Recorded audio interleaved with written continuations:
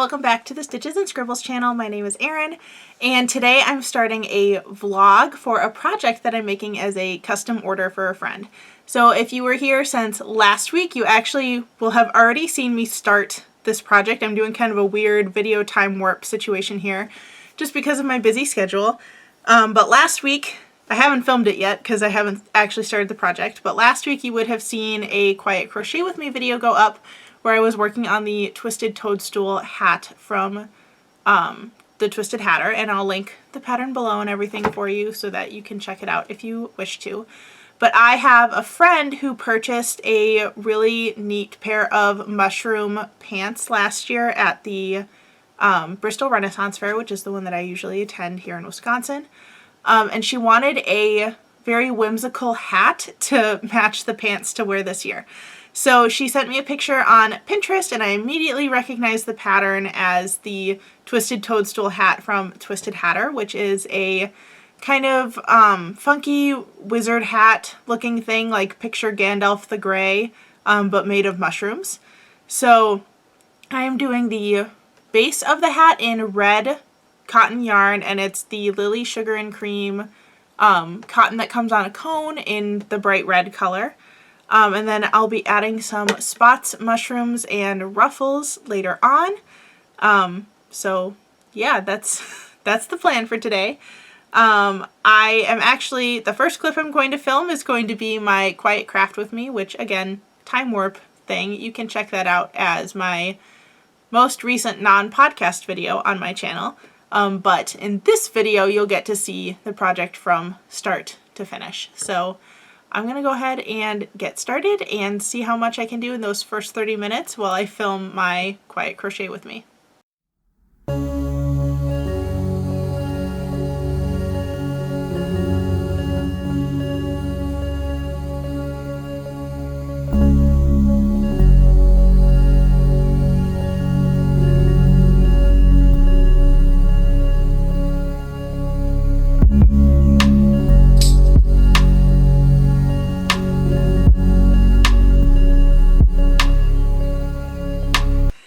Again, it's a different day. This is how much I got done during my 30-minute Quiet Craft With Me. Again, you can see that video on my channel. I posted it last week from the day that you're seeing this. But I'm just going to keep going today. I just got through the weekend. It was very busy but very fun. So I'm ready to dive back into my crochet work, YouTube related things. So I have my giant iced coffee, and we're just gonna keep going with the pattern.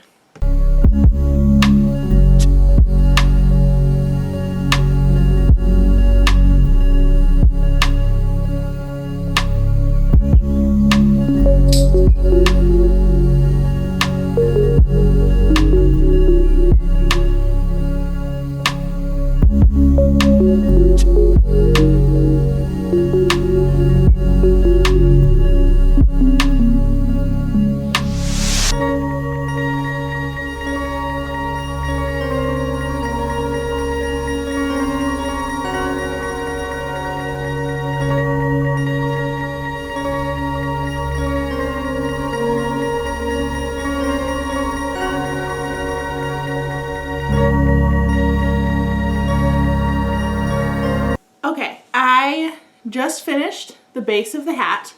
So it has this very wide brim, the kind of curly, very whimsical top.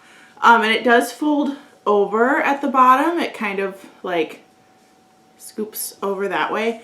And that's partially because it's going to be sewn underneath to help the brim keep its shape and stay flat without needing to use any wire or anything. But I'm going to dive into the next step, which is making the ruffle that goes underneath to kind of create the gills of the mushroom. One thing I did want to say, the pattern talks about how a lot of people have issues with the brim getting too ruffly and not laying flat. And I definitely started noticing that I was having that issue, so I adjusted some of the rows and didn't do as many increase rows as the pattern called for, just so that mine would lay a little flatter. You can see it's still got a little bit of that kind of ruffliness from the first few increase rows. I also wanted to say that I went through an entire cone of the sugar and cream, and that was with taking out some of the decreases. So if you are planning on making this and you're using a Lily sugar and cream cone, I would recommend getting an extra like normal size skein. I happen to have one in stash because this is all I had left from the cone of yarn. So if you want to make some of the little mini mushrooms, you're definitely going to need some more, as well as if you follow the pattern as is, you're going to have more increases and more stitches than I did. So if you're using the sugar and cream cotton, make sure you get a cone to start with, but also get a skein or maybe even two of the regular size so that you have enough yarn to make it through the entire project. But I also have a whole cone of white, and I think that should be enough for the ruffle and for the spots. So we're just gonna dive right back into this project.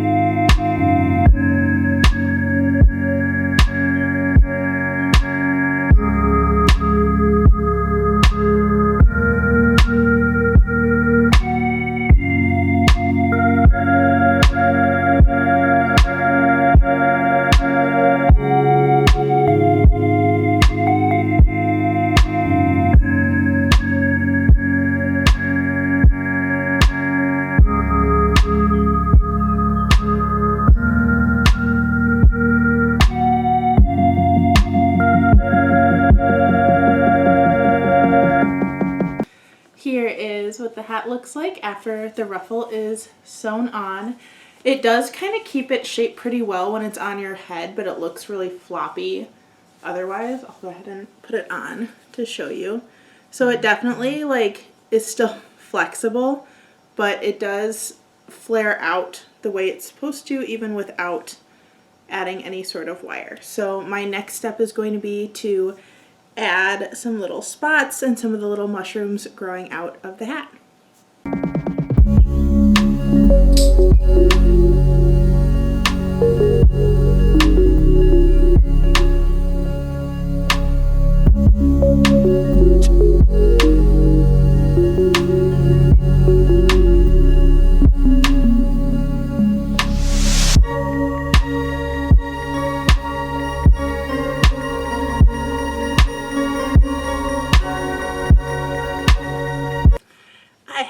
Finished the hat. I'm trying to show you all the little dots on top. I'll back up in a second. I did not end up adding any of the mini mushrooms. I thought that they looked kind of funny since the whole hat was red and white. On the original pattern, she used kind of an ombre yarn, so there was more contrast between the mushrooms and the stripes of the hat that didn't really quite pop on this one. But here, gotta center in the frame, here is what it looks like. I think that this turned out absolutely adorable. So if you're looking for a very fun to put together Ren Fair costume piece, I highly recommend this pattern. I'll make sure to link it in the description box below so that you can make one of your own. And again, I just used the Lily Sugar and Cream cotton in the bright red and the white colors. I don't remember what if there are more specific color names in that, but I really like how this turned out, and I can't wait to give it to my friend who submitted the order from me. So hopefully she'll be very happy with it. But thank you so much for watching. If you liked this video and want to see more of my crafty content, make sure that you make sure you subscribe to this channel and check the description box below for where to follow me on other social media. Thanks again for watching, and I'll see you in the next one.